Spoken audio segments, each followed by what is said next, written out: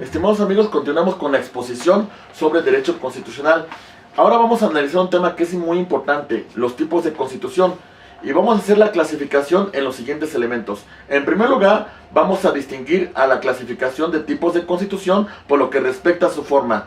Este a su vez lo vamos a subclasificar en dos tipos: constituciones consuetudinarias y constituciones escritas. Las constituciones consuetudinarias se basan en la tradición, se basan en los precedentes judiciales, se basan en disposiciones normativas que versan principalmente en la resolución que caso por caso emiten los jueces. Principalmente se encuentran basados en un sistema o una familia jurídica denominada el Common Law. La Gran Bretaña es un ejemplo de este tipo de constituciones. Como tal, no hay una constitución escrita, no hay una constitución que se encuentre plasmada en un documento fundamental. Su forma de constituirse, su forma de crear este documento fundamental es a base a las resoluciones que por generaciones han llevado los jueces caso por caso. Rige un principio que se llama el stare decisis, estar sobre lo decidido. Y de esta perspectiva, ellos consideran que los jueces hacen el derecho. Por su parte, las constituciones escritas se plasman en un documento fundamental. Estas constituciones escritas, sin lugar a dudas, tienen una perspectiva muy importante, una perspectiva material de el contenido normativo que establece la Constitución. En ese sentido, la Constitución es un documento fundante, es un documento creador del Estado, es un documento creador del ulterior ordenamiento jurídico. Y este documento consta por escrito y es un documento de naturaleza política. Otra forma de clasificación es por la mayor o menor dificultad de su modificación.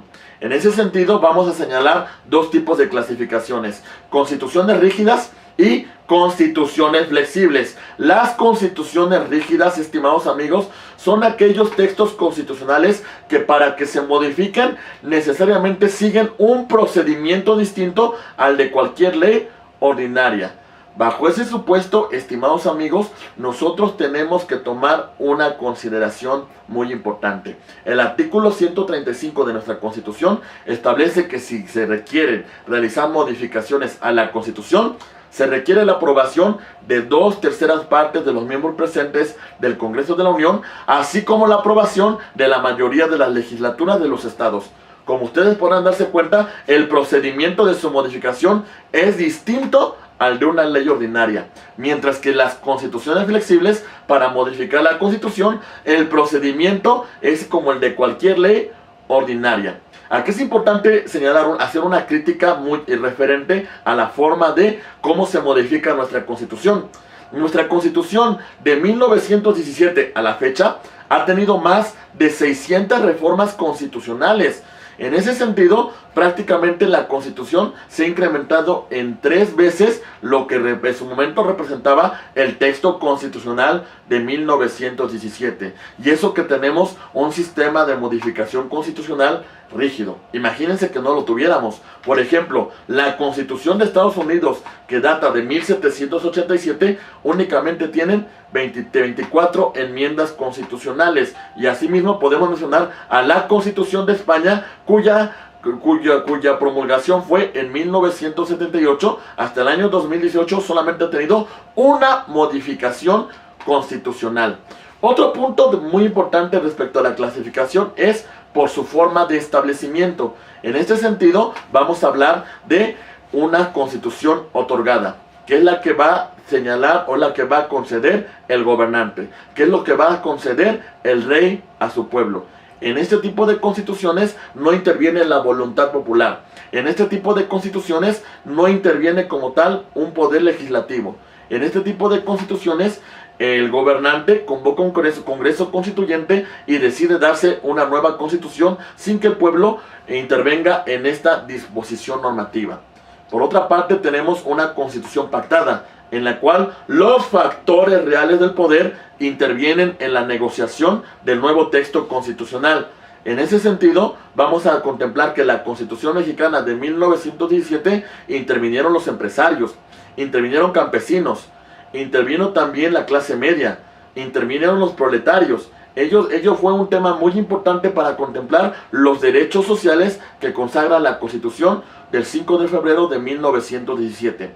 Así también es importante señalar que la Constitución, también otro tema de subclasificación es constituciones de soberanía nacional. Es decir, al residir la soberanía del pueblo, el pueblo decide en qué momento requiere una reforma constitucional. Y esto lo puede solicitar a través de un plebiscito, a través de un referéndum. Desgraciadamente nosotros no tenemos este tipo de sistema constitucional. Al final de cuentas no hemos tenido una reforma tan importante y el pueblo no tiene una decisión fundamental en la reforma a la Constitución. Decimos que nosotros intervenimos a través de nuestros legítimos representantes, pero si en este pueblo, en este momento, el pueblo mexicano quisiera promover una reforma constitucional, realmente sería muy difícil de conformidad con el sistema constitucional que tenemos actualmente vigente. Otra forma de clasificación de la Constitución está por su vigencia. Y aquí podemos mencionar a las constituciones normativas, a las constituciones nominales y a las constituciones semánticas. Las constituciones normativas, evidentemente, abogados, son constituciones que son emanadas de un poder constituyente. Son constituciones que pretenden regular una determinada situación en un pueblo. Son las constituciones que pretenden crear el orden jurídico ulterior. Pero desgraciadamente esas constituciones no se enfocan a la realidad de esa nación, a la realidad de ese pueblo. En ese sentido, hay que mencionar que también existen constituciones de naturaleza nominal. Estas son peores porque de alguna manera los factores reales del poder, las personas que tienen el mando del Estado, hasta cierto punto manipulan las instituciones para tener un control dentro de los sistemas de carácter constitucional. Y desgraciadamente este ejemplo lo podemos ver en Venezuela. También tenemos constituciones semánticas, las cuales evidentemente regulan una situación que de verdad no ocurre en el Estado. Son ideales que no versan sobre una realidad nacional. Y en ese sentido no cumplimos con el postulado que nos establece Gustavo Zaredevsky respecto a la Constitución que requiere ser viviente y que la Constitución esté adecuada con una realidad social de una nación, de un pueblo. En este sentido, estimados amigos, en el próximo video analizaremos la estructura del poder constituyente, del poder constituido y referiremos a la jerarquización o la constitucionalización del orden jurídico. Muchas gracias por su atención.